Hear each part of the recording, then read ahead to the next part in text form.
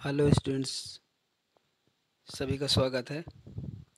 देखिए PQRS questions लिए गए हैं। रीऑर्डरिंग ऑफ द सेंटेंसेस इन्हीं को कहते हैं और इन्हीं को रीअरेंजिंग भी कहते हैं।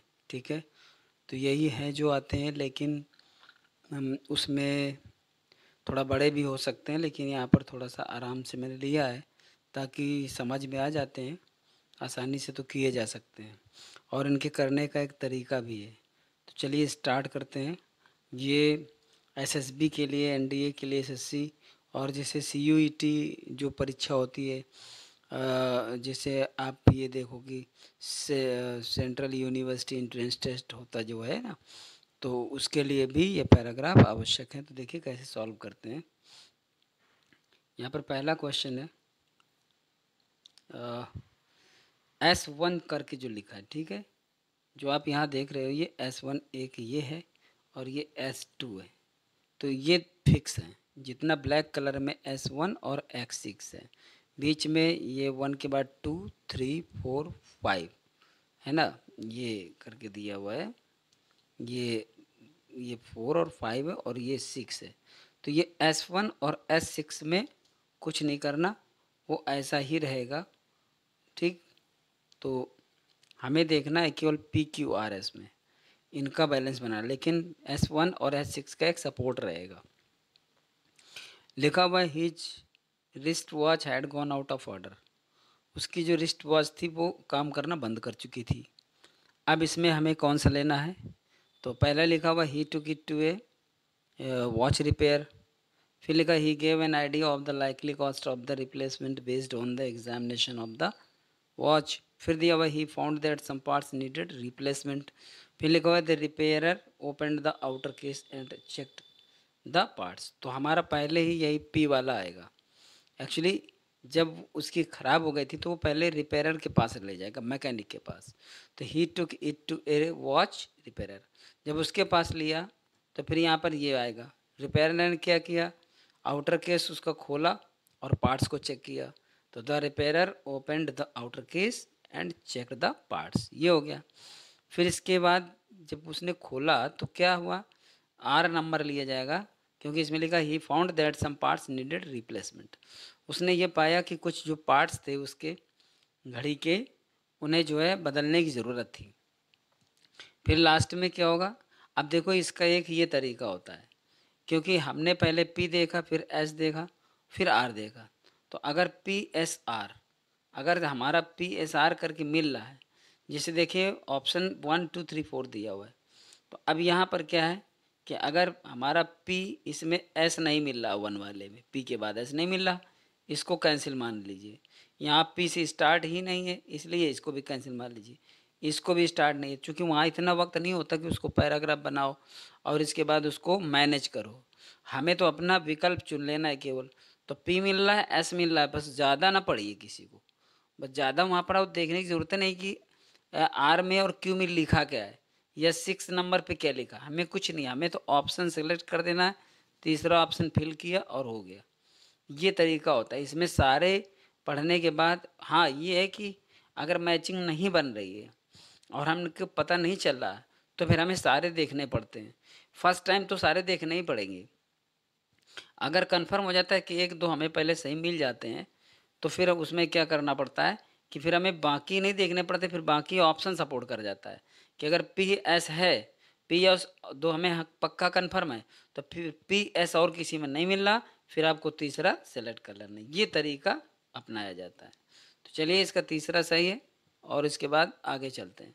वैसे इसका अर्थ के हिसाब से अगर देखना हो तो क्यू नंबर ये है कि ही gave an idea of the likely cost of the replacement based on the examination of the watch।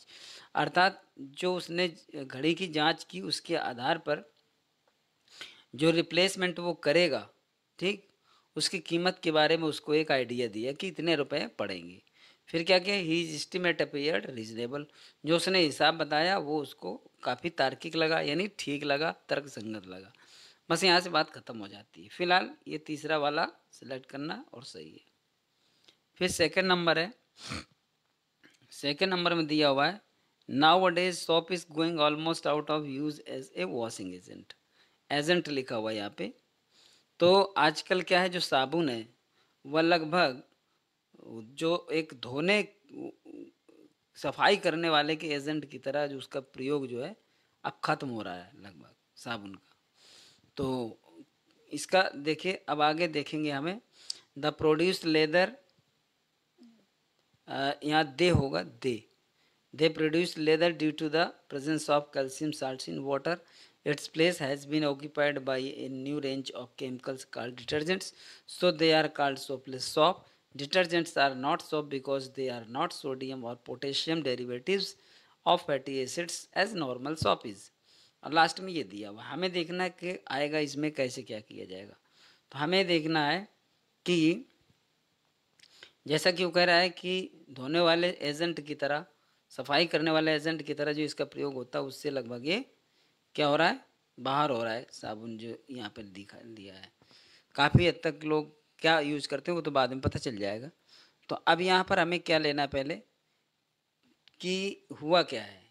तो यहाँ पर दे प्रोड्यूस करके आएगा, तो अब यहाँ पर दे प्रोड्यूस मतलब लेदर ड्यू टू, दूसरा पढ़ लेते it place has been occupied, ये ज़्यादा फॉर्मल है क्योंकि कह रहा है कि इसका स्थान लिया जा चुका है by a new range of chemicals, अर्थात जो नए नए केमिकल्स आ गए हैं काइल्ड डिटर्जेंट्स, जो डिटर्जेंट्स कहीं टाइड है कहीं व्हील है, ये लोग ज़्यादा इस्तेमाल करते हैं चूँकि वॉशिंग मशीन में उसी की ज़रूरत पड़ती है, साबुन की नहीं पड़ती। हाथ से धोना है तो साबुन ठीक है, लेकिन अब ज़्यादातर होता ये है कि वॉशिंग मशीन के चलते डिटर्जेंट्स ज़्यादा यूज़ होता है।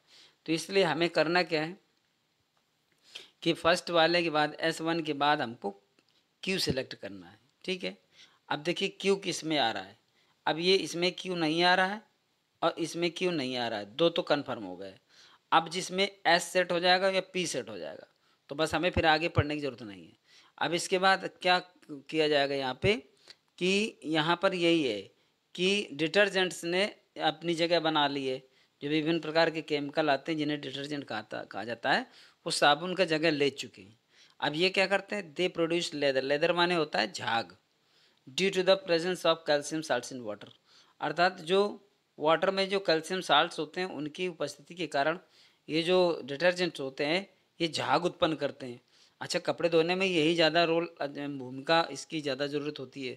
जैसे झाग ज़्यादा होगा ना तो उससे जो कपड़ों का मैल होता है वो साफ होता है, हटता है, मतलब उसकी सफाई ठीक से होती है झाग के माध्यम से, क्योंकि वो रेसे रेसे में पहुंच जाता है। अब हमारा क्या होगा, क्यू के बाद पी मिल रहा है, तो क्यू के बाद पी हमारा चौथे नंबर पर मिल रहा है। अब हमें आगे पढ़ने की उसकी ज़रूरत नहीं है, ठीक। तो क्यू पी आर एस हो गया, क्यू पी आर, आर के बाद आर में क्या लिखा हुआ, आर में लिखा हुआ है सो they are called soapless shop, इसलिए इन्हें यानी डिटर्जेंट्स को सॉपलेस सॉप कहा जाता है, यानी बिना साबुन का साबुन। साबुन भी है लेकिन चूंकि साबुन टाइप का है नहीं, पाउडर टाइप में होता है।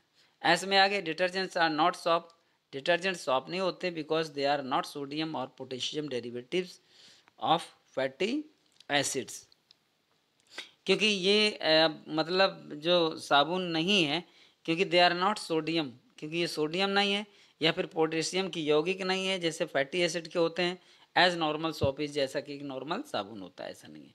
बाकी छठवां लास्ट में है ही, इसलिए आपका ऑप्शन चौथा इसमें मान लिया जाएगा। इसके बाद है थर्ड नंबर, थर्ड नंबर में लिखा है on vacation in Tangier Morocco my friend and I sat down at a street cafe. जब हम तंजीर के वेकेशन पर थे तो मेरा मित्र मोरक्को और मैं एक गली के कैफ़े में बैठे, ठीक। ये वहाँ पर बता रहा, मतलब कैफ़े में चाय नाश्ते के लिए, चाय पानी के लिए वो बैठे। अब हुआ क्या आगे, अभी हमें देखना है कि at one point he bent over, अभी ये he bent over with a big smile showing me a single gold tooth, ये तो बात की बात कोई आई होगी, ठीक है। Soon I felt the presence of someone standing alongside me, तो जब हम बैठे तो यहाँ पर यही होगा क्यों, शीघ्र ही मैंने अपने पास किसी को खड़े होने का, ये खड़े होने की उपस्थिति को महसूस किया, अर्थात मुझे ऐसा लगा जब हम बैठे तो दोनों ऐसा लगा कि जैसे मेरे पास कोई खड़ा हो, ठीक है ना। अब यहाँ पर क्या था, जब कोई खड़ा हो तो उसके लिए बताया ये गया कि क्यों नंबर आ गया। अब यहाँ पर ये है कि we had been cautioned about beggars and were told to ignore them. हमको ये सावधानी बरती गई थी भिखारियों के बारे में, कि मतलब भिखारियों से सावधान रहना, ये कहा गया था कि उनको इग्नोर करना। तो मुझे चूंकि पास में कोई खड़ा था तो मुझे यही लगा कि शायद ये भिखारी गारी पैसे मांगने के चक्कर में खड़ा होगा। तो यहाँ पर आपका क्यू के बाद एस नंबर लिया जाएगा। अब क्यू के बाद एस, क्यू के बाद एस तीसरे मिल रहा है, क्यू के बाद एस चौथे मिल रहा है, इसलिए पहला कैंसिल हो गया, दूसरा भी कैंसिल हो गया। अब एस के बाद आर मिल जाएगा तो तीसरा सही हो जाएगा, और पी मिल जाएगा तो चौथा सही हो जाएगा। बस यही तरीका वहाँ पर होना चाहिए। ठीक, अब यहाँ पर क्या लिया जाएगा, यहाँ पर होना चाहिएगा R number, but this one would not budge. लेकिन यहाँ पर ये दिस वन अर्थात ये जो हमको कहा तो गया था कि भिखारियों के बारे में सावधान रहना, लेकिन ये वाला जो था वुड नॉट बच मतलब वो वहाँ से हिला भी नहीं, अर्थात कोई प्रतिक्रिया उसने व्यक्त नहीं की। तो यहाँ पर अब एट वन पॉइंट पी जो नंबर है चौथे नंबर पर, एट वन पॉइंट मतलब एक बात ये कही जाए कि he bent over with a big smile, वो एक बड़ी सी मुस्कुराहट लेकर के नीचे की ओर झुका। Showing me a single gold tooth and A dingy phase, मेरे और अपना जो एक सामने वाला दांत जो सोने का लगा था और काफ़ी मैला मैला था, जो डिंजी फेज माने होता है गंदे तरह का आवरण जैसा दिख रहा था, वो दिखाते हुए मेरी और एक बड़ी सी मुस्कुराहट लेकर झुका। ठीक, अब यहाँ पर देखिए 6 नंबर ये प्रूव कर देगा। Finally a man walked over to me, अंत में एक आदमी मेरे पास आया एंड विस्पर्ड, और धीरे से कहा, हे बडी, अरे भाई, this guy is your waiter, ये जो लड़का है ना ये वेटर है तुम्हारा, and he wants your order, और ये ऑर्डर लेने आया है। तो यहाँ पर ये हो जाएगा। तो देखो हुआ ये कि पहले सेंटेंस के बाद आपका आएगा क्यू, क्यू के बाद आएगा एस, और एस के बाद आएगा आर, तो क्यू एस आर। ठीक, पी बाद में आ जाएगा, तो इसमें आपका ये तीसरा नंबर लिया जाएगा। हालांकि आगे बढ़कर के हमने इसमें सोचा, लेकिन क्यू एस आर तक अगर सेट हो गया था मैटर, तो पी और 6 नंबर को देखने का कोई मतलब नहीं बनता, क्योंकि परीक्षा में इतना ज़्यादा वक्त नहीं होता कि सारे का सेंस निकाल करके आप समझो। लेकिन फिर भी अगर मैच ना कर रहा हो तो ध्यान देना बहुत आवश्यक है। अब इसके बाद चलते हैं सेंटेंस नंबर 4 की तरफ।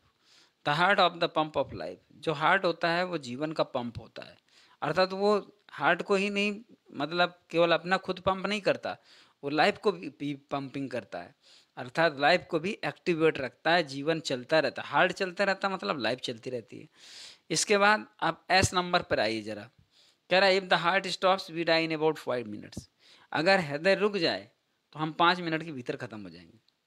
तो आपका सबसे पहले आएगा एस। ठीक, अब देखो इसीलिए एस सब में लिया गया पहले। ठीक, एस सब में है। इसके बाद फिर क्या होगा, फिर आना चाहिए आपका जो आएगा, देख लेते हैं, they have been succeeded in heart, ये नहीं आएगा। नाउ डेज सर्जन्स, ये नहीं आएगा।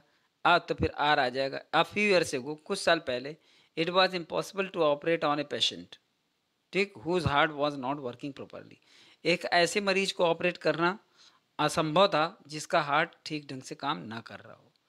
मतलब पहले ये है आपका S1, फिर इसके बाद है आपका S लास्ट वाला, फिर इसके बाद है आपका कौन सा आर नंबर का, कि कुछ साल पहले कुछ वर्षों पहले किसी पेशेंट पर जिसका हार्ट काम ना कर रहा हो ठीक से उसको ऑपरेट करना असंभव था। तो पहला ये हो गया, दूसरा ये हो गया, तीसरा ये हो गया। अब क्या क्या मिला आपका, एस और आर मिल रहा है। एस आर देखो इसमें मिल रहा है, एस आर इसमें मिल रहा है, इसलिए ये दोनों कैंसिल हो गए। ठीक, अब अगर पी मिल जाएगा तो ये सही है, क्यू मिल जाएगा तो ये सही है। तो अब यहाँ पर क्या आ जाएगा, दे हैव बीन, ये तो नहीं आएगा, यही आएगा क्यू, क्योंकि दे हम तब कहें जब नाउन आवे, तो सर्जन्स पहले आएगा तब दे आएगा, दे आएगा फिर बाद में सर्जन्स आ जाएगा तो गलत हो जाएगा। आजकल nowadays surgeons are able to stop patients heart, अर्थात आजकल जो है मरीज के हार्ट को रोक पाने में सर्जन्स जो है योग हो गए हैं, and carry out complicated operations, और बड़े जटिल ऑपरेशन करने के लिए सक्षम भी हो गए हैं। मतलब ये हो गया, they have even succeeded in heart transplants, और हृदय को प्रत्यारोपित करने में वो सफल भी हुए हैं। तो यहाँ पर पहले क्या होगा, एस फिर आर फिर क्यू, तो एस आर क्यू आपका पहला ऑप्शन यहाँ पर सही माना जाएगा। पी को हालांकि पढ़ने की ज़रूरत होती नहीं है, और ना ही 6 नंबर को पढ़ने की ज़रूरत होती है। हमारे जितने लेटर्स कम से कम अगर 2 मैच कर रहे हैं तो 2 तक क्लियर हो जाता है, 3 तक मैच कर रहा तो फिर 2 तक मैच कर रहा है तो तीसरे में जाकर क्लियर हो जाता है। अगर एक ही मैच कर रहा है तो फिर वहीं दूसरे में क्लियर हो जाएगा। 3 मैच कर रहे हैं तो तीसरे में जाकर के फिर क्लियर हो ही जाता है। तो यहाँ पर पहला ऑप्शन इसका आपका सही है। मतलब मैं ये बता रहा हूँ कि इसको कैसे सेलेक्ट किया जाता है। इन 1934 William holding published A small volume of poems. William holding एक राइटर थे जिन्होंने कविताओं की एक छोटी सी पुस्तक, वॉल्यूम माने पुस्तक होती है जो मतलब स्टोरीज या पोएम्स या कुछ भी मतलब कहानियों का संग्रह होती है, उसको वॉल्यूम कहते हैं। तो विलियम होल्डिंग 1934 में उन्होंने पोएम की एक छोटी सी पुस्तक पब्लिश की, प्रकाशित की। अब यहाँ पर देखें 34 के बाद देखो, अब यहाँ पर क्या है, ये 1945 है। 1 मिनट, ये 1945 है और ये 1939 है, ठीक है। 1962 आया हुआ है। तो 34 के बाद इसमें देख लेते हैं आर नंबर पे। In 1939 he married and started teaching at Bishop Wordsworth School in Salisbury. 1939 में उन्होंने विवाह कर लिया और उन्होंने वर्ड्सवर्थ का जो स्कूल था सैलिसबरी में, बिशप जो पादरी हो गए थे वर्ड्सवर्थ, वो ये भी एक पोएट थे वर्ड्सवर्थ, और इन्होंने स्कूल चला रखा था, तो इनके स्कूल में उन्होंने पढ़ाना शुरू कर दिया विलियम होल्डिंग ने। तो अब यहाँ पे आर आ गया। आर के बाद फिर क्या होगा, आर के बाद आना चाहिए आपका पी, ठीक। तो पी कैसे, क्योंकि कह रहा है during the world war second he joined the royal navy and was present at the sinking of the Bismarck. तो मतलब सेकेंड वर्ल्ड वॉर के टाइम पर उन्होंने रॉयल नेवी ज्वाइन की और was present at the sinking of Bismarck. एक राजा था जिसको मतलब खत्म होने के दौरान उसने अपनी उपस्थिति वहाँ पे दिखाई, मतलब उसका शासन जा रहा था। तो आर के बाद पी है। अब आर के बाद देखो पी किस में है, पहले में है और दूसरे में। आर के बाद पी इसमें है और आर के बाद पी इसमें, इसलिए ये कैंसिल हो गया और ये कैंसिल हो गया। इसके बाद हम देखेंगे कि क्या आएगा, ही रिटर्नेड टू टीचिंग इन 19। अब देखो यहाँ पर हमको ये दिखा रहा है कि 1945 में वो फिर पढ़ाने में लौटा है and gave it up in 1962 और 62, और 1962 में उन्होंने 1945 में उन्होंने मतलब लौट कर पढ़ाया, फिर 1962 में इन्होंने इसे छोड़ दिया and is now full time writer, और अब पूरी तरह से पूर्णकालिक लेखक हैं। तो अब इसके बाद क्यू सही है, तो R P Q, R P S, इसमें आर पी एस है इसलिए कैंसिल हो गया, पहला वाला इसमें सही हो गया। बस आगे पढ़ने की ज़्यादा ज़रूरत भी नहीं है। इसके बाद है आपका 6 number, sun birds are among the smallest of Indian birds. जो सन बर्ड्स होते हैं वो भारत के सबसे छोटे पक्षियों में से होते हैं। Sun birds are the smallest birds of Indian birds, ठीक है। अब हमें ये देखना है कि इसके बाद हमारा कौन सा आना चाहिए। तो सनबर्ड्स के बाद में जो यहाँ पर लिखा हुआ है सेंटेंस, उसमें हमें कौन सा लिया जाएगा देखते हैं पहले। Though they are functionally similar to the humming bird of the new world, they do eat small insects, they are also some of the most brilliantly coloured birds, sun birds feed on nectar mostly and helping. तो देखिए यहाँ पर S number लिया जाएगा दोबारा, क्योंकि अगर हम दे पहले देखो, दो सेंटेंसेस में, तीन सेंटेंसेस में, एक पी और एक क्यू और आर में क्या है, इनमें दे लिया गया pronoun.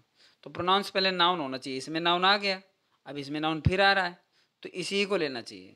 Sun birds feed on nectar mostly and help in pollination. Sun birds जो होते हैं ये ज़्यादातर जो पराग कोष होता है, जो बहुत ही मीठा होता है, जिसको मधुमक्खियाँ चूसती हैं फूलों का, उसको नेक्टर बोलते हैं, ठीक। उसको ये लोग उस पर जीवित रहते हैं, मतलब ये खाती हैं। एंड हेल्प इन पॉलिनेशन, और साथ में पौधों को पराग, जो परागण होता है, उसमें भी मदद करती हैं। तो एस नंबर आएगा। एस नंबर के बाद फिर देखेंगे they do eat small insects too. अब चूंकि खाने की बात हो रही थी यहाँ पे, तो खाने वाला ही सेंटेंस उठाएंगे ना, अर्थात वे छोटे छोटे कीड़ों को भी खाती हैं। तो एस और क्यू फिट हो गया। एस क्यू किस में है, एस क्यू सिर्फ इसमें है। अब एस क्यू सेकेंड पॉइंट पर जाकर फाइनल हो रहा है, और एस क्यू किसी में नहीं है, इसमें क्यू है, इसमें आर है, इसमें पी है। तो आपका जो फर्स्ट नंबर है एस क्यू दोनों मैच कर रहे हैं, इसलिए आगे जाके पढ़ने की जरूरत नहीं है। ऑप्शन ए सिलेक्ट करना और गोला भरना है और आगे निकल लेना है, यही तरीका होना चाहिए, ठीक। सब पढ़ोगे तो टाइम हो जाएगा फालतू का। अब इसमें लिखा है there are numerous kinds of superstitions in different parts of the country. देश के विभिन्न भागों में अलग अलग प्रकार के बहुत सारे अंधविश्वास हैं। न्यूमरस माने अनेक प्रकार के, न्यूमरस काइंड्स माने सुपरस्टिशंस माने अंधविश्वास होता है, ठीक है।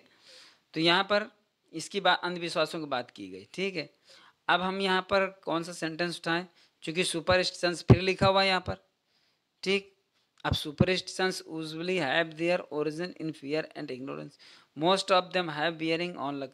यहाँ पर क्यू नंबर लेना है आपको, क्यू नंबर, क्योंकि वहाँ पर हम सुपरस्टिशंस की बात कर गए, तो अब ये उठाओ पहले मोस्ट ऑफ देम, क्योंकि यहाँ पर प्रोनाउन आ रहा है तो नाउन पहले आ गया ये, तो हमें बातचीत का क्रम पकड़ना है यहाँ पे कि most of them have a bearing on luck good और बैड।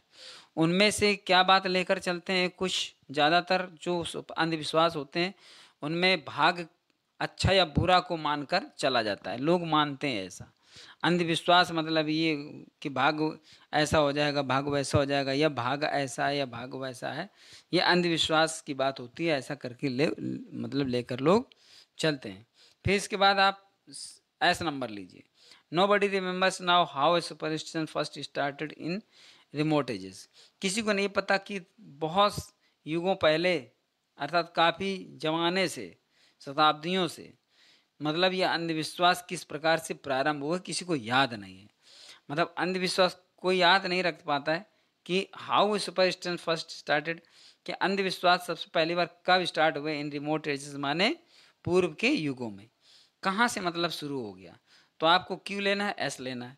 क्यू और एस किस में है, क्यू और एस इसमें है, इसलिए आपको आगे बढ़ने की ज़्यादा परेशान होने की ज़रूरत नहीं हो। वैसे पढ़ना हो तो पढ़ सकते हो, क्योंकि यहाँ पर अब लिया जाएगा आपका P number. But people go on respecting it through force of blind custom. मतलब बहुत साल पहले चले हुए थे, लेकिन लोग जो है कुछ बगैर सोची समझी परंपराओं के मतलब फोर्स में बाध्य होकर के इनको रेस्पेक्ट करते चले आ रहे हैं, यानी अंधविश्वास को मानते चले आ रहे हैं। तो यहाँ पर हो गया आपका क्या हुआ, क्यू, फिर एस, फिर पी और फिर आर। तो आर में क्या लिखे, superstitions usually have their origin in fear and ignorance. अंधविश्वास जो होते हैं ये प्रायः अपनी उत्पत्ति डर में और अज्ञानता में रखते हैं। अर्थात लोगों में या तो किसी चीज़ का डर होता है तो ये अंधविश्वास पनपते हैं, या फिर अज्ञानता होती है, अर्थात ज्ञान नहीं होता, तब जाकर के ये पनपते हैं। तो आपका चौथा ऑप्शन यहाँ पे लिया जाएगा, क्यू एस पी आर। फिर इसके बाद क्या है, 8वां नंबर है, society in every country saves itself out of its own initiative. अपनी ही प्रेरणा से निकल करके जो समाज होता है, हर देश का समाज, वह अपना आकार खुद बनाता है। सोसाइटी इन एवरी कंट्री अर्थात हर देश में जो समाज होता है, सेव्स इटसेल्फ माने खुद ही बन जाता है, out of it own initiative, अपनी प्रेरणा से या अपनी पहल से। जैसे जैसे समाज में लोग करते जाते हैं वैसे वैसे समाज ढल जाता है। अब इसके बाद लिया जाएगा सेंटेंस, मतलब आपको लेना है Q number. Our part of duty lies in imparting true education to all man and women in society. समाज में जो हमारे कर्तव्य का हिस्सा है वो हर पुरुष और महिला को, सभी पुरुषों और महिलाओं को एक सच्ची शिक्षा देने में निहित है। अर्थात हमारा कर्तव्य ये है कि समाज में हर पुरुष और महिला को, हर बालक बालिका को सही शिक्षा दें, मतलब गलत शिक्षा ना दें। ये समाज का के निर्माण का पहला पार्ट है, यानी ये पहली पहल है, फर्स्ट स्टेप है कि पहले सबसे पहले समाज में रहने वाले लोगों को जो आगे चलकर पुरुष और महिला बनेगा, एक बच्चे को अच्छी शिक्षा दें। ये समाज बनाने की पहली पहल है ये। तो क्यू नंबर आपका हो जाएगा। इसके बाद आप देखिए लिखा हुआ, it will not be then necessary, it will not be then necessary to pull down or set us anything in society by coercion. यहाँ पर ये लिखा हुआ है, ये लिखा हुआ है कोर्सियन लिखा हुआ है, ठीक है। तो कोर्सियन माने उत्पीड़न होता है, कोई दबाव होता है। दबाव के द्वारा तब इस बात की आवश्यकता नहीं होगी कि हम किसी चीज़ को समाप्त कर दें, पुल डाउन कर दें, या set S anything in society, या हम समाज में अपने आपको किसी तरह स्थापित कर दें, मतलब ज़बरदस्ती करके या दबाव में आकर के या उत्पीड़न में आकर के, मतलब हम किसी तरह सताए हुए होकर के किसी तरह स्थापित हो जाएं, या हम किसी तरह से किसी चीज़ को नष्ट कर दें, ठीक। तो यहाँ पर पहले आएगा क्यू, फिर आएगा एस। तो क्यू एस इसमें मिल रहा है और किसी में मिल नहीं रहा, बाकी आप पढ़ना हो तो पढ़ लीजिए। फिर क्यू एस के बाद आएगा R, women must be put in position to solve their own problem in their own way, अर्थात जो नारी हैं, नारियों को अपनी स्थिति ऐसी स्थिति में जा कर के बन जाना है, स्थापित हो जाना है, रख देना अपने आप को कि वो अपनी समस्याएं अपने ढंग से सॉल्व कर सकें। ठीक, फिर इसके बाद क्या हुआ, ये आर हो गया। अब जा कर के ये हो गया P number, no one can, अर्थात कोई अन्य व्यक्ति ऐसा नहीं कर सकता, और ऑट टू डू दिस, ना ही उसको ऐसा करना चाहिए उनके लिए। तो यहाँ पर आपका तीसरा ऑप्शन माना जाएगा, तीसरा ऑप्शन सही है। फिर इसके बाद चलते हैं 9 नंबर में। 9 नंबर कह रहा है spiders web after shower of rain is a very beautiful thing. मकड़ी का जो जाला होता है, अगर हल्की हल्की बरसात हो गई है, पानी की बरसात, बौछारें पड़ गई हैं, तो फिर ये बहुत सुंदर लगता है। ठीक, अब यहाँ पर हम क्या देखें, यहाँ पर अब देखना हमको ये कि पोएट्स हैव, पहला ये लिया जाएगा, poets have sung about the beauty of the spiders webs, अर्थात कवियों ने मकड़ी के जाले की सुंदरता के बारे में गीत गाए हैं, कविताएं लिखी हैं। Comparing the water drops, water drops को कंपेयर करते हुए, on them to ropes of pearls, अर्थात उन मकड़ी के जालों में जो पानी की बूंदें गिरती हैं उनको मोतियों की डोरियों के समान कंपेयर करते हुए मकड़ी के जालों के बारे में कवियों ने कविताएं लिखी हैं, गीत गाए हैं। इसके बाद आपको हो जाएगा Q number, but no poet has ever sung of the beauty of the spiders, लेकिन किसी ने भी मकड़ियों की सुंदरता के बारे में नहीं गाया है। मकड़ियों की जाले उनको अच्छे लगे, मोती की डोरी की समान लगी, वो जब उनमें बौछारें पड़ी और बूंदा उनमें फंसी हुई मोतियों के समान जो लग रही हैं, जैसे किसी, जैसे मकड़ी के जाले में जो बूंदी लटक रही हैं, बूंदें लटक रही हैं, वो ऐसा लगता है जैसे किसी धागे में पिरोए गए मोती हो, ऐसे लग रहे हैं। लेकिन स्पाइडर्स के बारे में, कि उनकी सुंदरता के बारे में किसी ने नहीं बताया। For most spiders are not beautiful, क्योंकि ज़्यादातर मकड़ियाँ सुंदर नहीं होती हैं। तो यहाँ पर हो गया आपका एस और क्यू हो गया। एस और क्यू किस में मिल रहा है, एस और क्यू जो मिल रहा है वो आपका इसी चौथे में मिल रहा है। यहाँ पर चौथा नंबर है, जो कि थोड़ा सा, ये मैं अगर ब्रश लाता हूँ तो ये ढक जाता है, तो मैं उसमें पॉइंट्स करके इशारा करके नहीं बता सकता। तो यहाँ चौथा नंबर एस क्यू आर और पी आएगा। तो आपका चौथा विकल्प यहाँ पर सही है, 4 नंबर आपका ऑप्शन सही है। फिर चलते हैं आगे की ओर, लास्ट नंबर है 10, we are what our thoughts. वैसे अगर चाहें तो हम ये 10वें की 9वें की और लाइनें भी पढ़ सकते हैं, जो कि पहले एस, चौथा सही था ना, चौथा एस क्यू आर पी था, तो एस क्यू और आर। ऑन द कंट्रेरी, अर्थात हम ये देखें कि ऑन द कंट्रेरी का मतलब इसके विपरीत, most of them are rather unattractive if not ugly. अगर मधुमक्खियाँ मतलब कुरूप नहीं है तो वो जो है अनअट्रैक्टिव होती हैं, अर्थात आकर्षक भी तो नहीं होती हैं, इसलिए वो उनकी सुंदरता का वर्णन नहीं करते। This explains partly why spiders are thoroughly dislike. इसलिए इस बात को आंशिक तौर पर ये व्याख्या करता है कि इसीलिए स्पाइडर्स को डिसलाइक पूरी तरह से किया जाता है। तो यहाँ पर ये आगे मैंने सोचा बता देता हूँ। इसके बाद है we are what our thoughts have made us, हम वही है जो हमारे विचार हमको बना देते हैं। ठीक है, फिर इसके बाद आपको लिया जाएगा पहला S number, thoughts live they travel for, विचार जिंदा रहते हैं और ये दूर तक जाते भी हैं। अगर आपने कुछ बोल दिया तो ये बात कहाँ तक चली जाएगी पता नहीं। तो एस नंबर पहला हो गया। ठीक, अब देखिए अगर हम यहाँ चाहें तो परीक्षा में यही किया जाता है, अगर आपको कन्फर्म हो गया कि इसके बाद यही आएगा एस नंबर, तो हमें पहला सेलेक्ट करके आगे बढ़ जाना है, गोला भर देना है, क्योंकि एस के अलावा और इस पहले में एस है और किसी में एस नहीं है। फिलहाल हम और आगे देख सकते हैं। तो एस के बाद आपको दूसरा लेना है P number, and so take care of what you think, इसलिए ध्यान दो कि जो हम बोलें और सोचें वो हम क्या बोल रहे हैं उस पर हमें ध्यान देना है।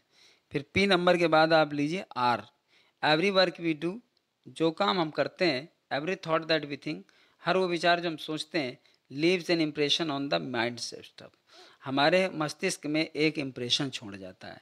और फिर आगे आपका ये कि every man's character is determined by the sum total, अर्थात हर व्यक्ति का जो चरित्र है वो इस तरह से डिटरमाइंड होता है बाय द सम टोटल, कुल मिला करके कुछ चीज़ों से, और दीज इम्प्रेशन या फिर इन्हीं प्रभावों से। ठीक, यानी जो हम सोचते हैं, जो हमारे प्रभाव होते हैं, उन्हीं से हमारा माइंड, जो माइंड करेक्टर होता है वही बनता है। ठीक है ना। लास्ट में ये लिखा हुआ इफ गुड इम्प्रेशन प्रिवेल, यदि अच्छा प्रभाव छा जाता है तो द करेक्टर बिकम्स गुड, तो चरित्र अच्छा बन जाता है। If bad it becomes bad, और बुरा प्रभाव हो जाता है तो चरित्र बुरा हो जाता है।